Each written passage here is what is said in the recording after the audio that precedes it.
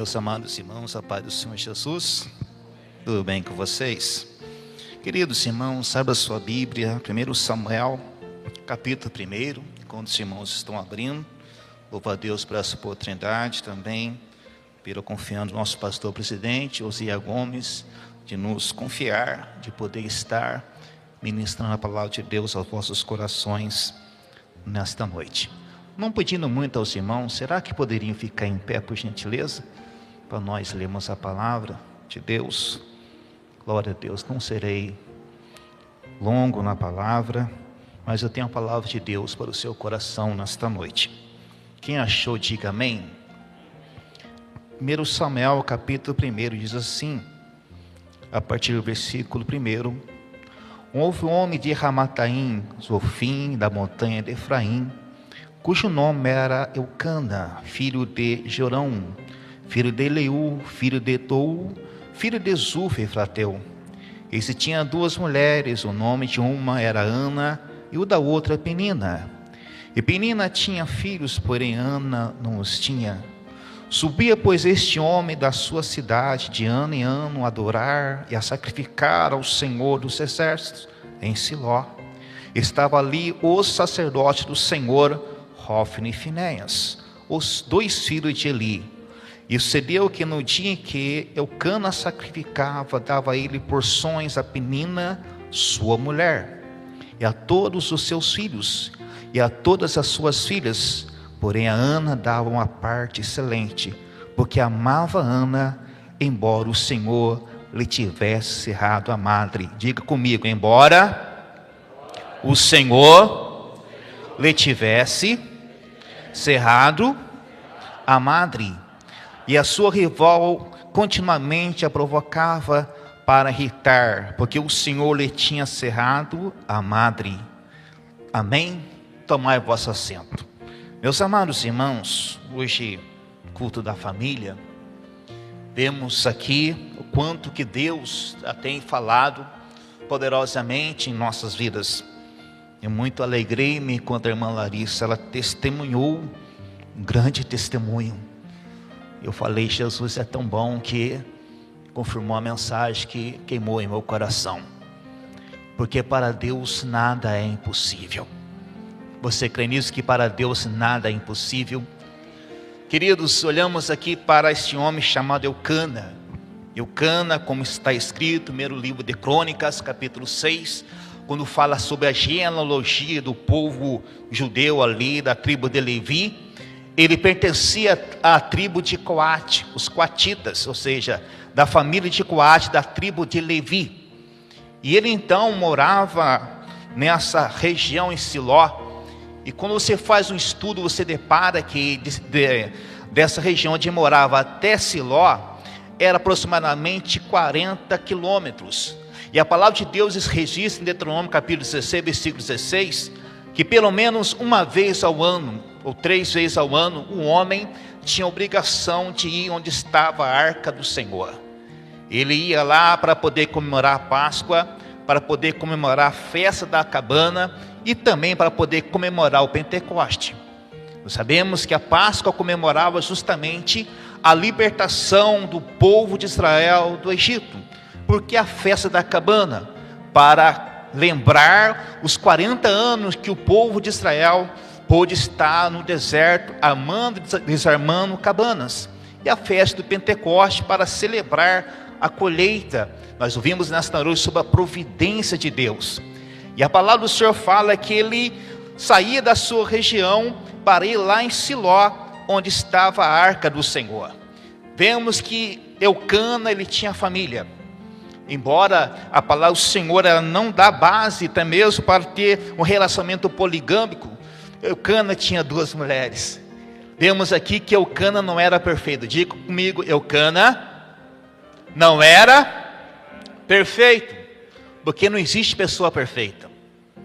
Mas o que chama a atenção aqui nesse contexto, meus queridos, embora ele não era perfeito, ele tinha ali sempre esta responsabilidade de levar a sua família a estar na casa do Senhor.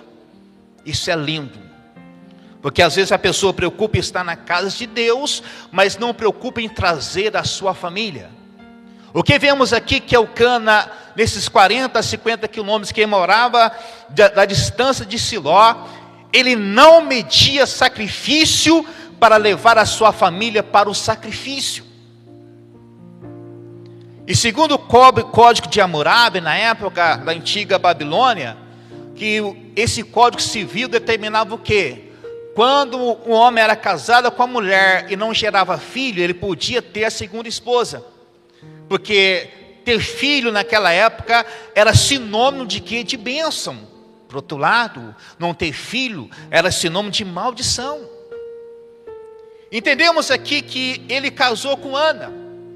Mas Ana não gerava filho, porque a palavra de Deus registra duas partes aqui. Deus cerrou a madre de Ana. Quando você está diante de um diagnóstico médico, de uma possibilidade, você vai orar a Deus, porque você crê que Deus vai agir. Amém, igreja? Você crê que Deus vai agir no sobrenatural. Mas vemos aqui que Deus cerrou a madre de Ana. Eu começo a pensar aqui nesta mensagem, eu vejo que anualmente ele ia até Siló, e cada ano Penina vinha com um filho no braço. É claro, quando a pessoa casa, quando reconhece uma outra, começa a namorar, pergunta assim: quando vai ser o noivado? Vem o noivado, quando vai ser o casamento? Sim ou não? Depois do casamento, quando será o filho? Ana não teve aqui esse privilégio. Pelo contrário, vemos aqui que Eucana teve a segunda esposa. E para piorar aqui, meus queridos, vemos que o coração de Eucana estava no coração de Ana, embora Penina gerava filhos.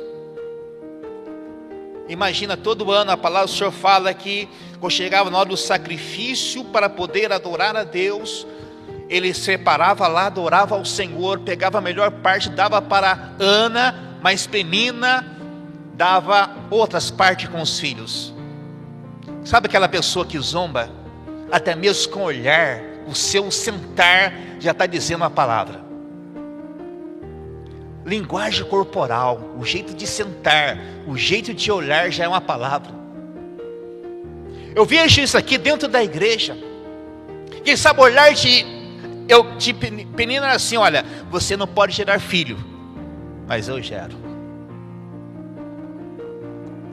E segundo alguns historiadores, falam que foram 20 anos. Diga comigo, 20 anos. Essa situação. 20 anos, quando Ana chegava para poder adorar a Deus, Penina atrapalhava. Já vi pessoas assim na igreja? Porque eu creio que quando nós reunimos aqui, esse ambiente não é um ambiente qualquer. Esse ambiente aqui é uma mistura entre a terra e os céus. Você crê nisso? Esse ambiente não é um lugar qualquer.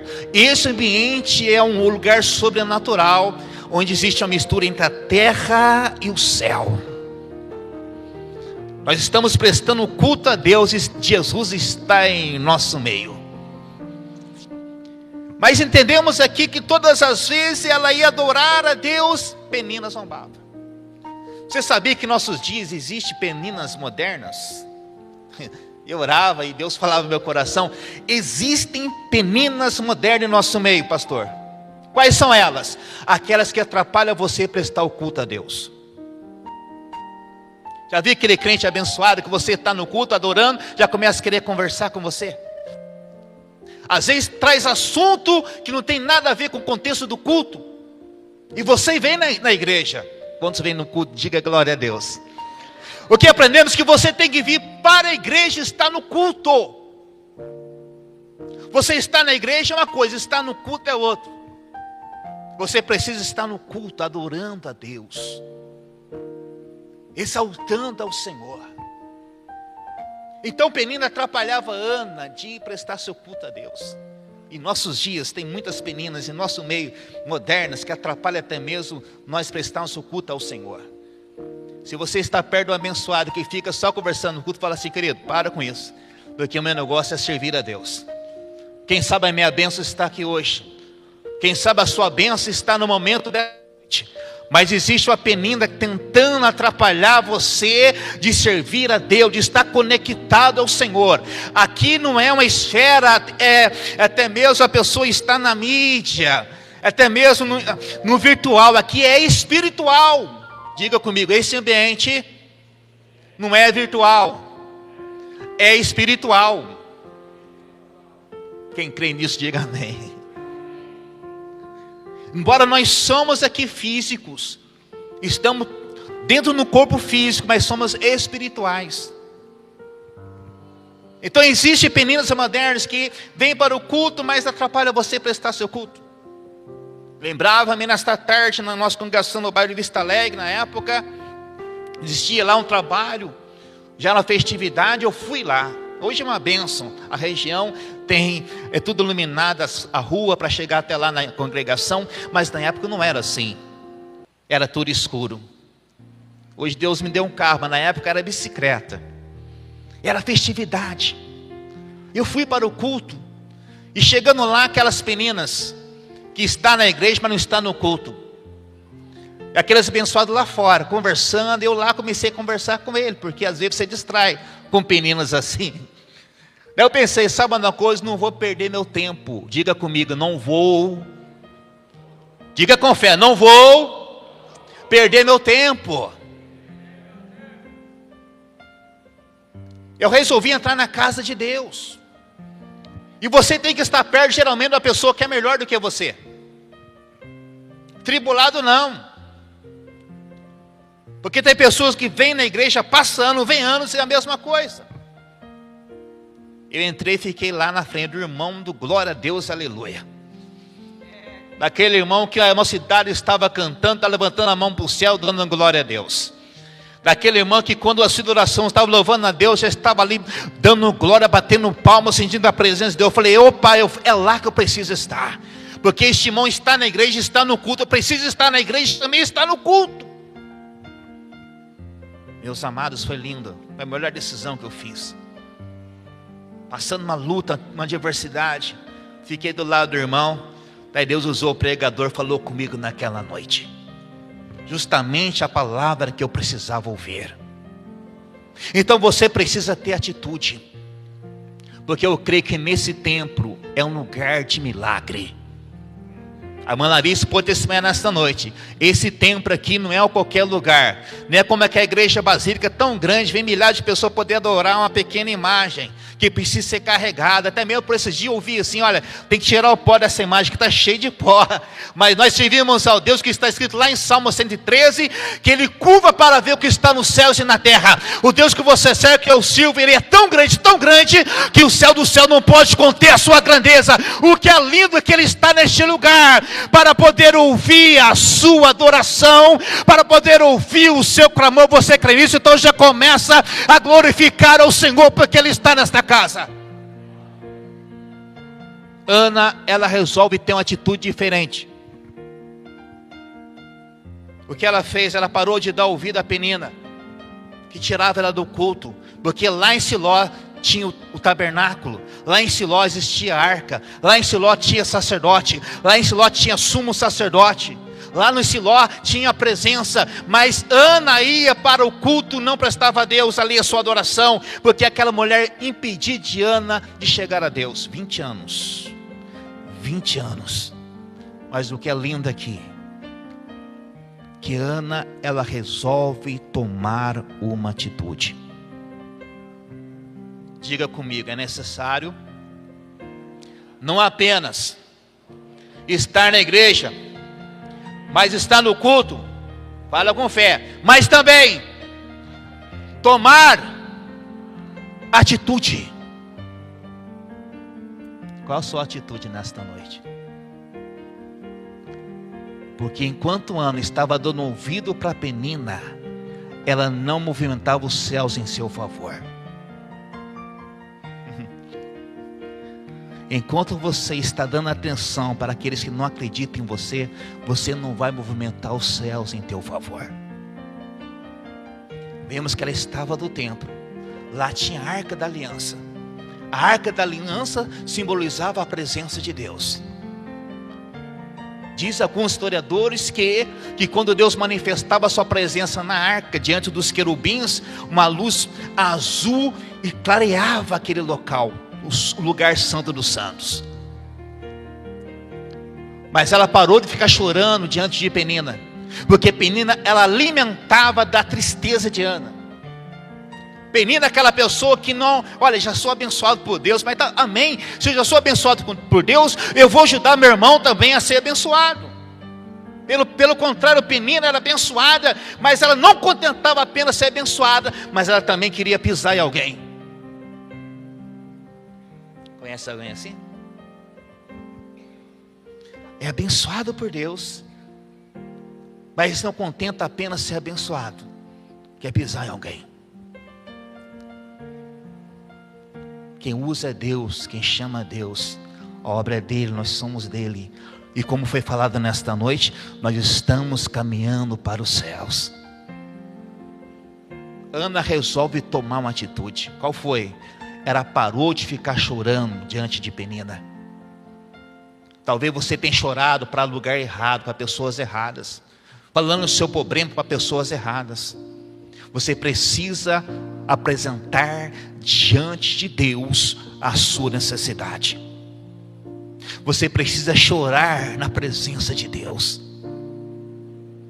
Até que Ana desperta, eu estou aqui em Siló, lá está a arca, tem sacerdote, tem sumo sacerdote. Sabe uma coisa?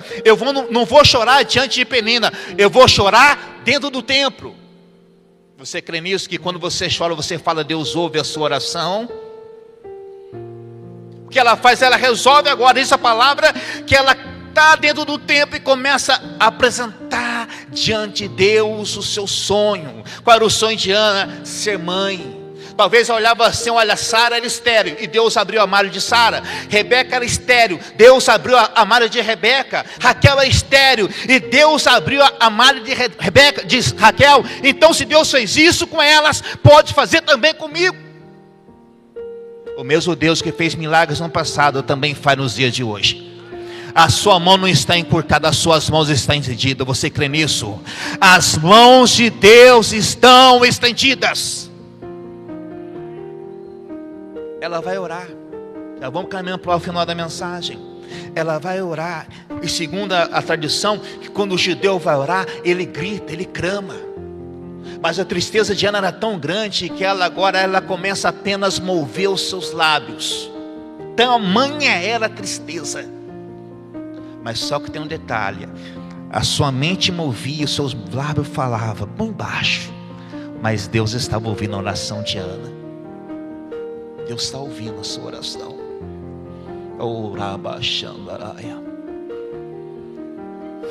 Deus está ouvindo o que você precisa. E se eu fosse você, já começava a falar com Deus: Senhor, a mensagem está tocando, eu preciso disso. Não é proibido sonhar, sonhe mesmo. Sonhe mesmo. Ana começa a falar assim: se me der um filho, não vai passar navalha sobre a tua cabeça, não vai tomar vinho, vou consagrar a Deus. Eu começo a pensar aqui, Eli olhando para Ana, pensando assim: essa mulher está embriagada. Mas enquanto ela mexia os teus lábios, eu creio sim, palavra de pregador, ali não acontecia, não via movimento, mas talvez era assim. Ana mexia os seus lábios, mas Deus falava assim: pode falar, minha filha, que eu estou te ouvindo. Deus fala aqui nessa noite: pode falar, que Ele está te ouvindo. O que é lindo, que o seu timbre de voz é único. 8 bilhões de pessoas no mundo, cada um de nós tem um timbre de voz, e o seu timbre de voz é único. Ele sabe que você precisa, mas Ele quer ouvir a sua voz. O que é lindo nessa mensagem, quando Eli fala assim: olha, mulher, até quando vai ficar embriagada? Ela fala assim: não, meu Senhor, eu não sou filho de Belial, estou triste, amargurada. Ela derramou sua alma diante de Deus. E aqui eu aprendo que Eli era sumo sacerdote. Mas o que é lindo é que Eli fala assim para ela: Ana, ô mulher, disse ele, versículo 17, Disse ele assim: que o Senhor, o Deus de Israel, conceda a petição que lhe fizeste. Quando eu falo Deus de Israel, está falando um Deus que abriu as águas do Mar Vermelho. Quando fala o Deus de Israel, está falando um Deus que dava carne no deserto, embora não tinha açougue. Quando fala o Deus de Israel, está falando um Deus que dava pão no deserto, embora não existia padaria. Você crê em palavra profética? Ele era sumo sacerdote, mas quando ele fala essa palavra toca no coração de Ana. Talvez essa palavra está tocando no seu coração nesta noite. Você não está vendo nada a princípio, mas existe poder na palavra de Deus.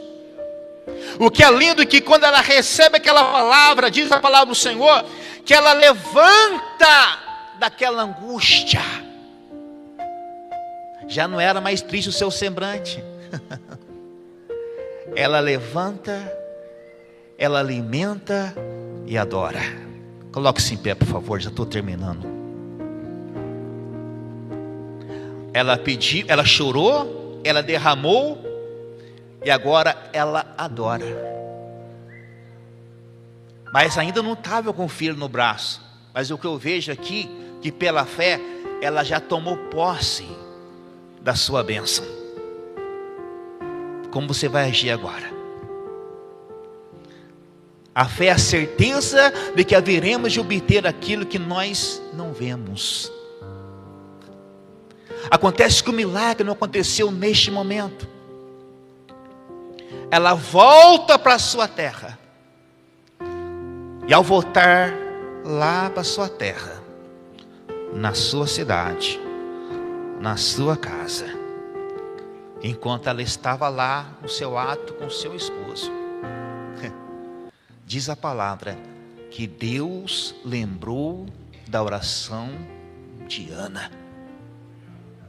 Diga comigo: Deus não esquece do teu sacrifício. E o seu sacrifício, para quem crê, seu sacrifício será recompensado. O que aconteceu, meus queridos? Deus abriu a madre de Ana. O versículo posterior diz a palavra, quando ela desmama o menino, ela vai lá em Siló e chega diante do sumo sacerdote ali e fala assim: por este menino orava eu, e o Senhor concebeu o meu pedido. Você crê nisso?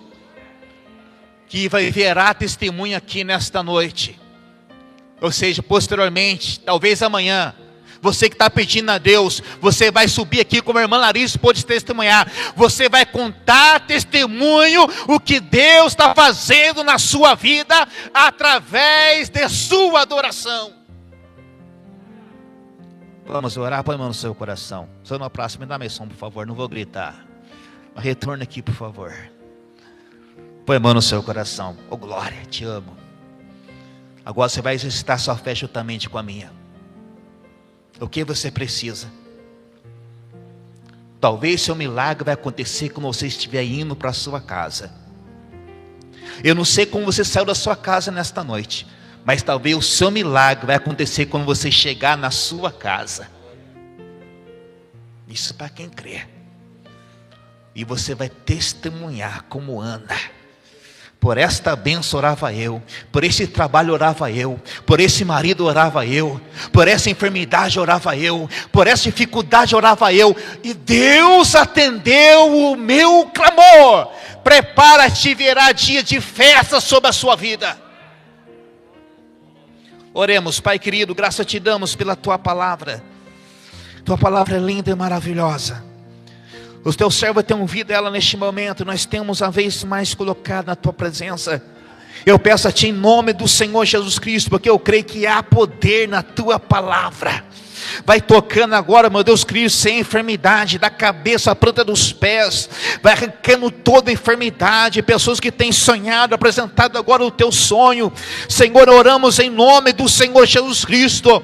Eu uso a palavra de Eli, que o Senhor, o Deus de Israel, conceda a você o teu pedido nesta noite, que Deus venha mover os céus em teu favor, que Deus venha mover os céus em favor da sua família, que Deus venha mover os céus em favor do seu trabalho, as portas que estão fechadas venham a ser abertas em nome do Senhor Jesus Cristo, a enfermidade vai embora em nome do Senhor Jesus Cristo, o problema vai sendo resolvido agora em nome do Senhor Jesus Cristo, porque há poder no teu nome, Jesus, e nós oramos nesta noite, debaixo da tua palavra, debaixo dessa autoridade, e cremos, Senhor, que milagre já está acontecendo, em nome do Senhor Jesus Cristo, que pessoas estarão subindo aqui nessa tribuna, e testemunhando o que Deus já está fazendo sobre a sua vida. Assim oramos a Ti, e agradecemos pela Tua palavra, em nome de Jesus, amém. Amém. Deus abençoe a igreja. Irmãos, tome assento, e tome posse da bênção de Deus, anunciada aqui.